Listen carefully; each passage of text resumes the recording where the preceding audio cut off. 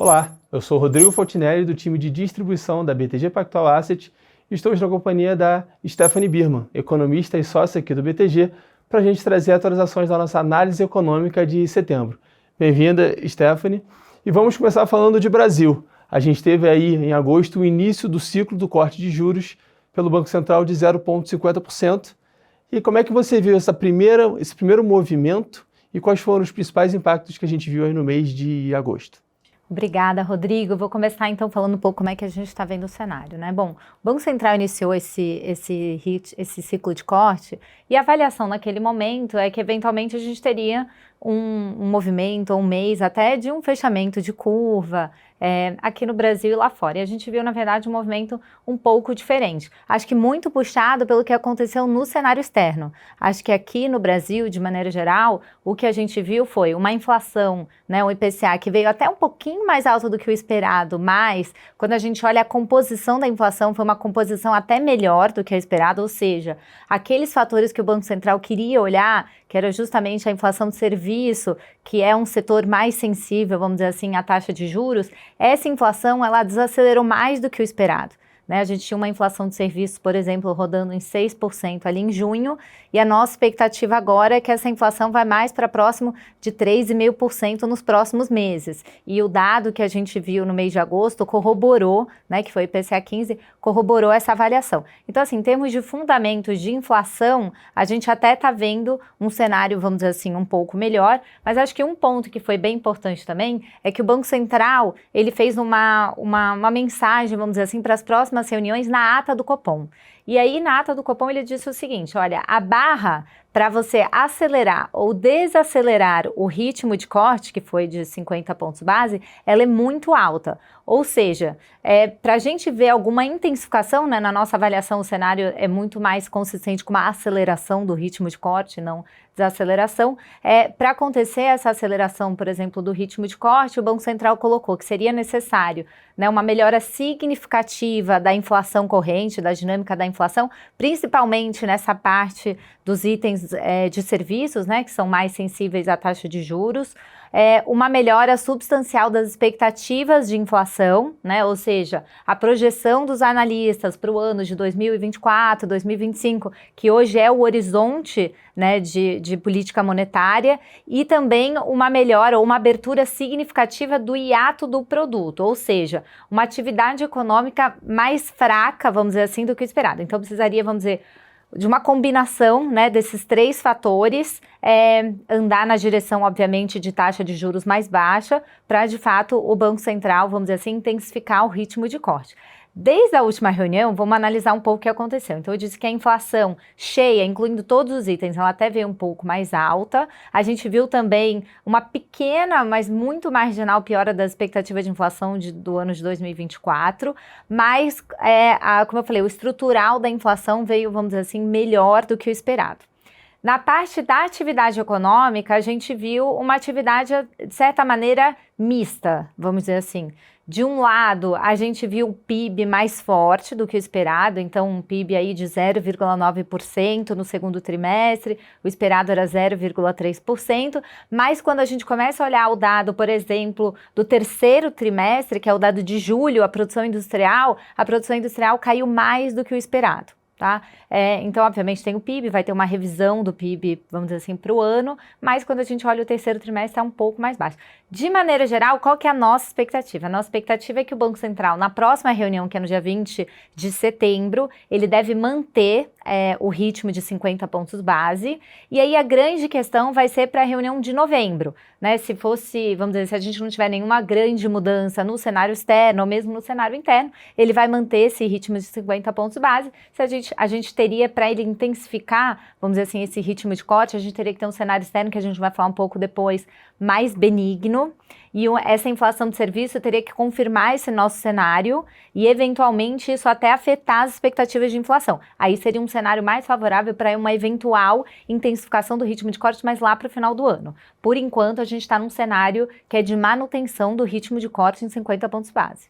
Então a gente deve ter até o final do ano, a princípio, que está precificado, seriam mais 3 cortes de 50 bips, seria isso? A gente vê uma chance, assim, perante o que está, vamos dizer assim, precificado, a gente acha que tem uma chance relevante de uma intensificação, de corte, como eu falei, se esse cenário ele for, vamos dizer assim, confirmado, mas sim, se não tiver nenhuma grande mudança, o Banco Central seguiria nesse ritmo aí de 50 pontos base. E aí seria para o final do ano, terminaríamos o ano hoje seria 11,75, podendo ser ainda menor. Podendo ser 11,25, porque se, por exemplo, se o cenário andar nessa direção, vamos dizer assim, mais favorável, você poderia ter 1 ou 2 cortes de 75, aí vamos dizer que a taxa Selic no final do ano estaria entre 11,25 e 11,75. Na avaliação do Roberto Campos, a avaliação é no sentido de que essa preocupação com o cenário externo, de taxa de juros mais altas, etc., no fundo, ela tem...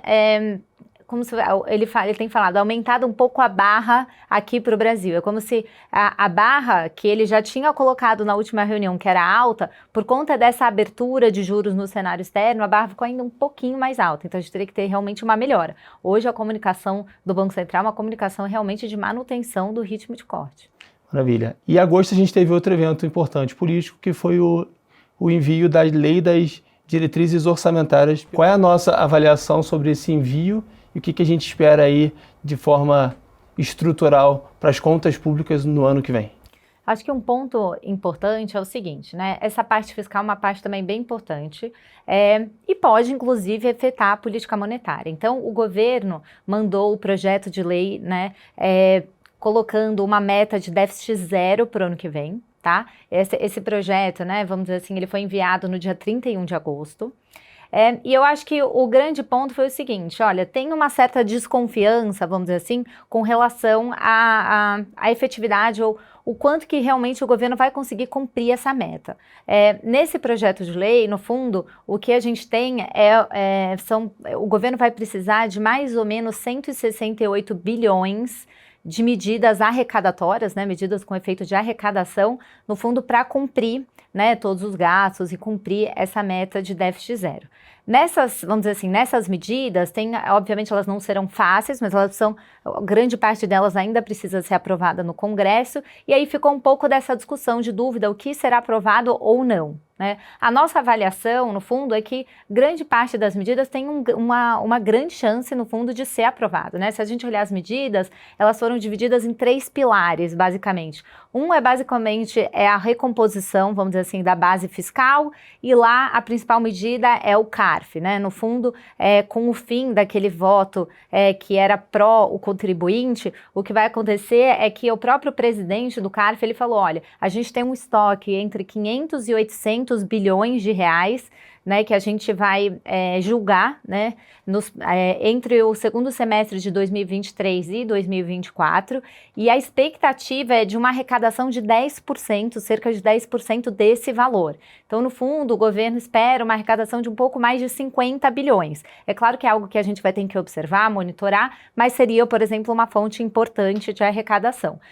Nesse primeiro pilar também entra a regulamentação do que foi decidido pelo STJ, em relação aos descontos, vamos dizer assim, dos incentivos do ICMS na base do IRPJ-CSLL. Então, eles esperam mais uma arrecadação com relação a isso, que a gente acha que também vai acabar acontecendo.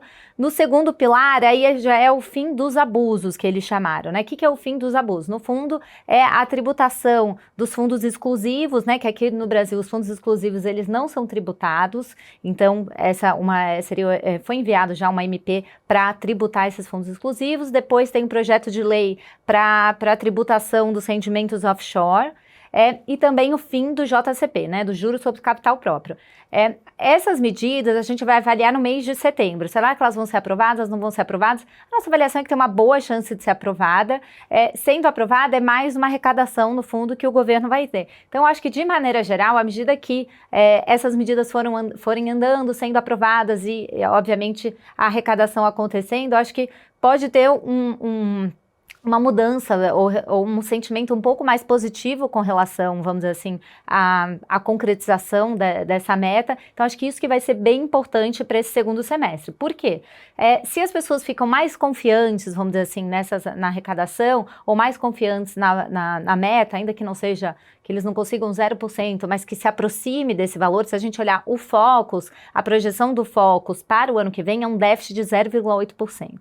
né? Então, obviamente, se as medidas forem andando, a gente poderia ter algum impacto nessa previsão, ainda mais com atividade, pelo menos assim, até no ano vai crescer um pouco mais do que o esperar. Então, acho que esse é um ponto interessante. E, por fim, tem um terceiro pilar, que era a questão dos refis. Esse é um pouco mais incerto, né? Que no fundo é a renegociação de dívida, que é um ponto que a gente vai ter que avaliar mais para frente. Então, assim, nos próximos meses, vamos avaliar, no fundo, como que vai ser a capacidade, né, do governo de conseguir aprovar essas medidas no Congresso. É isso que vai dar, vamos dizer assim, o tom dessa questão fiscal para os próximos meses. Tá? Maravilha. Acho que de Brasil a gente fechou, cobriu bastante de todos os temas. Vamos falar do mercado americano. Você comentou aí que o Banco Central, o presidente do Banco Central, Roberto Campos Neto, tem uma preocupação com a taxa de juros nos mercados desenvolvidos, principalmente o mercado americano. A gente viu aí a Treasury de 10 anos, que é o equivalente aqui ao CDI de 10 anos americano, subindo em agosto.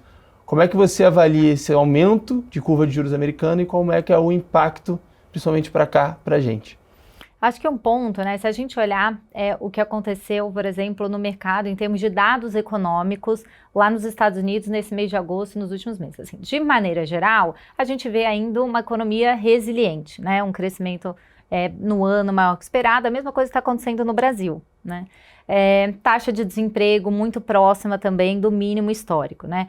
Um ponto, por um lado, que se cria, e mesmo aqui no Brasil, olha, como que com a taxa de juros em 13,75, por exemplo, aqui no Brasil, a gente já tem um PIB de 3%, mais de 3%. Nossa previsão para o PIB desse ano é de 3,2%. Se a gente olhasse o consenso para o PIB, lá no Focus, né, na pesquisa Focus, no início do ano era 0,8%. Então, assim, a gente vem de 3 anos de surpresas, por exemplo, aqui no Brasil, para cima em relação ao crescimento econômico. A mesma coisa acontece em outros países, como por exemplo os Estados Unidos. E aí um ponto que fica será que o PIB potencial, por exemplo, aqui no Brasil, você poderia falar, então vai ser inflacionário, o Banco Central, na verdade, será que ele vai ter que parar de cortar a taxa de juros antes do que o esperado? Ou lá nos Estados Unidos, será que vai ter que subir mais a taxa? E o ponto que fica é o seguinte, olha, aqui no Brasil, quando a gente olha o mercado de trabalho, que a taxa de desemprego está no mínimo recente, ali em torno de 8%, a gente vê que não há pressão, por exemplo, de salário. O salário em termos reais está crescendo em 0%. Isso é bem importante, porque se estivesse positivo, a gente olhar para a inflação de serviços e ia falar, não, essa inflação de serviços mais baixa não é sustentável, provavelmente vai acelerar em algum momento à frente. E a gente não está vendo isso. E a gente vem de novo de 3 anos de PIB para cima. Será que o PIB potencial do Brasil, será que ele é maior? E aí você crescer, por exemplo, 3% não é tão inflacionário quanto se imaginava lá atrás? Então, esse é um ponto que o próprio Roberto Campos, presidente do Banco Central, tem trazido. Então, nem ele está falando o seguinte, o PIB é mais alto aqui no Brasil, esse ano vai crescer mais de 3% e isso é inflacionário. Ele está falando o seguinte, será que o PIB potencial no fundo é maior e aí não seria tão inflacionário assim? Então, até ele está tendo uma visão mais benigna. E aí, quando a gente vai para os Estados Unidos, a gente olha um pouco da mesma coisa. Os dados estão surpreendendo de maneira, vamos dizer, tão mais forte do que o esperado, mas quando a gente olha o processo inflacionário, a gente vê uma desinflação acontecendo em serviços, na inflação, no núcleo da inflação, que tira os componentes mais voláteis. E aí, quando a gente olha também lá nos Estados Unidos, por exemplo, o mercado de trabalho, a gente vê que é um mercado de trabalho aquecido, a taxa de desemprego ainda é muito baixa, mas a gente começa a ver sinais claros também de algum desaquecimento lá nos Estados Unidos. Então, por exemplo, a gente viu que o número de vagas abertas no mercado de trabalho está desacelerando, a força de trabalho subiu de maneira significativa no mês de agosto. Então, quando a gente olha a combinação de menos vagas abertas, maior número de pessoas na força de trabalho, a nossa avaliação é que a taxa de juros não deve mais subir nos Estados Unidos, né? Então, no mês de setembro a gente não espera alta, e eu acho que o Fed, de maneira geral, ele concorda, enfim, eu acho que ele olhou esses, vamos dizer assim, esses sinais do mercado de trabalho e parece confiante, pelo menos no curto prazo, que não precisa mais de alta. Então, em setembro, né, a taxa deve ser mantida em 5,4%. E a grande história vai precisar de mais alta no futuro, por exemplo, na reunião de novembro? A nossa avaliação é que não precisa. Entre a reunião de setembro e a reunião de novembro, a gente vai observar apenas um dado de payroll, né, que é o dado ali mais importante do mercado de trabalho de criação de vagas. A gente vai ter também uma inflação, né, um CPI, que é a inflação ao consumidor, que a gente também espera em torno de 0,2%. Então, a nossa avaliação é que não deve mais ter esse aumento de juros. Mas, Quando a gente olha a curva de juros americana, a gente viu que teve uma abertura forte durante o mês de agosto, né? Chegou a ter uma abertura ainda mais forte até meados do mês, e aí depois voltou um pouco, as taxas fecharam um pouco no final do mês com esses dados de mercado de trabalho um pouco mais benignos, né? Ou seja, mostrando que o mercado de trabalho está desaquecendo. E aí o que explica essa abertura, né, da curva de juros? No fundo, acho que tem um pouco assim, de maneira geral, os dados estão resilientes, sim, isso ajuda a explicar. A gente teve em agosto também uma revisão do déficit americano para esse ano aqui de 2023, e aí as emissões feitas pelo Tesouro, né, elas tiveram que ser revisadas para cima. Além disso, teve o rebaixamento também da dívida americana, da nota, né, da classificação pela agência de rating Fitch. Então, assim, se a gente olhar cada um desses elementos sozinhos, eles não seriam suficientes ou significativos para explicar a abertura da curva de juros americanos. Eu acho que todos juntos ajudam a explicar um pouco, né? Apesar dos dados, vamos dizer, da inflação também terem vindo um pouco mais baixos, um pouco mais a menos nesse mês de agosto. E eu acho que um outro ponto também que pode ter tido algum efeito quando a gente olha, por exemplo, a política monetária no Japão, né? As políticas monetárias podem afetar, né? A política monetária lá do Japão pode ter algum efeito na curva de juros americana, pode ter. O Banco Central do Japão, ele fez uma flexibilização na política monetária dele, ali no controle da curva de juros. Ele continua tendo uma meta de 0 para a taxa de juros de 10 anos, mas ele flexibilizou até onde essa taxa de 10 anos poderia, vamos dizer assim, flutuar. E aí, nesse sentido, a gente viu uma abertura da curva de juros lá, que também pode ter tido alguma influência nos Estados Unidos, porque o diferencial de juros diminui, então, no fundo, acaba ficando na margem, né, um pouco mais atrativo, por exemplo, você está no Japão do que nos Estados Unidos. É claro que a taxa de juros lá é muito baixa, mas é mais pelo diferencial de juros. Então, tem alguns pontos que ajudam a explicar. Para frente, né, na nossa avaliação, essa abertura, de novo, ela não está consistente com essa nossa avaliação em relação ao Fed, que não deve mais subir a taxa de juros. Inclusive, a gente espera que um movimento, né, de corte de juros, ele deve ser iniciado, né, o ciclo de corte deve ser iniciado ali em meados do ano que vem. Né? Então, quando a gente olha a curva de juros, né, na verdade, por exemplo, a parte mais curta, tem uma precificação, então tem alguma chance, né, tá lá precificado um pouco menos de 50% de chance de uma alta ainda esse ano, mas depois tem cortes, né, ali no primeiro semestre do próximo ano. Esses cortes a gente acha que não vão acontecer, né, no fundo. Quando a gente olha, assim, para o nosso cenário, a gente vê uma taxa do Fed Funds muito próxima de 4,20, por exemplo, no final do ano que vem. Tá? Em alguns momentos a precificação chegou a ficar mais alta do que essa, na nossa avaliação não faria muito sentido. Então, acho que quando fica mais próximo desse valor, nos parece, vamos dizer assim, uma taxa mais em linha com o nosso fundamento. Tá? Então, a gente está falando que os dados vindo positivo, como tem vindo, a tendência é que em algum momento futuro, no ano que vem, comece esse ciclo de cortes e aí esse diferencial da taxa de juros do Brasil e dos Estados Unidos, com ambas caindo, a gente pode ter aí o mercado brasileiro sendo tão atrativo, uma vez que o mercado americano vai começar a cair a taxa de juros. A gente espera isso. Eu acho que o único ponto que a gente tem em consideração enquanto a gente tiver essa, por exemplo, principalmente essa parte longa da curva americana que abriu, teve uma abertura importante, e ela continua abrindo, né, apesar dos dados, por exemplo, um pouco mais contidos. Aí a avaliação que fica é o seguinte, olha, que é um pouco do Roberto Campos. Enquanto as pessoas tiverem, ou enquanto a curva de juros americana estiver subindo por algum motivo que aí já não é o dado do curto prazo, é preocupação fiscal, etc., as pessoas vão ficar com um olhar um pouco mais atento à questão fiscal, aos mercados emergentes. Então, assim, a gente ainda está num momento que a gente precisa acalmar, ou seja, que as pessoas precisam convergir para esse cenário de que, olha, os Estados Unidos não vão mais subir a taxa de juros, inclusive o próximo movimento é de corte. Mas a gente acha que esse movimento ele vai ser também um movimento gradual. Por quê? Porque os Estados Unidos não vão, o Federal Reserve, ele não vai cortar a taxa de juros no primeiro semestre do ano que vem. Então, é um processo lento. Não é que a gente acha que o corte é daqui 3 meses. Então, a gente vai ficar nesses próximos meses, vamos dizer assim, que a gente vai olhar uma desaceleração muito gradual da economia americana, uma desaceleração também muito gradual da economia brasileira. Então a gente não acha que vai ter uma mudança, vamos dizer assim, daqui a pouco. Um fluxo vai que ser vai algo mudar muito daqui para cá gradual. rápido.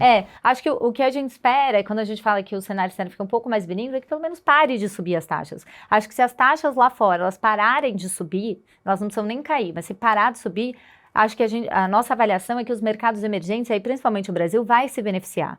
porque acho que a gente pode ter a aprovação das medidas, né, fiscais que vão trazer arrecadação, a inflação do serviço vai desacelerar, então a gente vai estar, vamos dizer assim, num cenário mais positivo, né? O cenário externo hoje ele está um pouco limitador nesse sentido, porque se as taxas abrem lá, isso afeta a nossa taxa de câmbio, afeta o prêmio de risco de maneira geral, a percepção de risco, e aí o Brasil, obviamente, acaba sendo afetado. Tá? Maravilha. Para a gente fechar, vamos falar um pouquinho de China. Como é que você está vendo o mercado de China? Se está tendo essa desaceleração que o mercado está precificando, como de certa forma preocupante, ou você vê hoje o mercado de China ainda com potencial, principalmente para as nossas commodities, a gente como país exportador? Eu acho que na questão da China, acho que é importante colocar o seguinte, se a gente olhar nos últimos meses, a gente vem tido algumas revisões para baixo do crescimento econômico, então hoje a gente já está com uma projeção para esse ano de um PIB de 4,8%.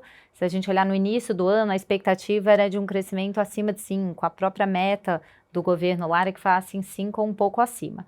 Então, foi uma decepção, mas no fundo, o governo tem feito alguns anúncios ou anunciado algumas diretrizes para tentar estimular o crescimento econômico ali nos últimos meses também, mas quando a gente olha em termos de efeito prático dessas medidas, de maneira geral, o efeito é muito pequeno. Até a gente viu uma redução pequena da taxa de juros. A única medida que nos chamou um pouco mais atenção foi uma medida anunciada ali no final do mês de agosto, que é uma medida, no fundo, para reduzir, focada no setor imobiliário, que é para reduzir aquela parcela inicial, né, das pessoas para comprarem a casa, então quanto que as pessoas têm que dar de entrada, e também flexibilizando os critérios para aquela compra da primeira casa também. Essas duas medidas, elas, na nossa avaliação, elas têm um potencial de ter algum efeito mais positivo, tá? Mas é algo que a gente vai monitorar nos dados de crédito ali nas próximas semanas.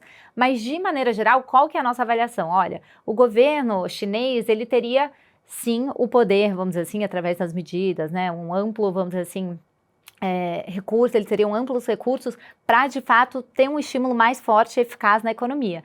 Mas a gente não está vendo. Então, no fundo, o que nos parece é que o governo está mais focado na história do reequilíbrio da economia. Um reequilíbrio que é um foco menor na parte de investimento e um foco maior na parte de consumo. Só que essa transição é uma transição, no fundo, para um crescimento menor. Então, a gente acha que, no final das contas, a gente não espera alguma medida que vai mudar esse cenário de uma desaceleração gradual. A gente não acha que vai ter alguma coisa que vai voltar, né? A gente vai voltar a falar de um crescimento acima de 5 esse ano, alguma coisa nesse sentido. A gente acha que a gente está muito mais para uma tendência de um crescimento mais de 4% ou até abaixo, vamos dizer assim, nos próximos anos. Tá? Maravilha. Essa foi a nossa análise econômica de setembro. Se quiser ficar por dentro de novidades, acesse os nossos canais no YouTube, no LinkedIn e no Spotify. Stephanie, obrigado. Muito obrigada, Rodrigo.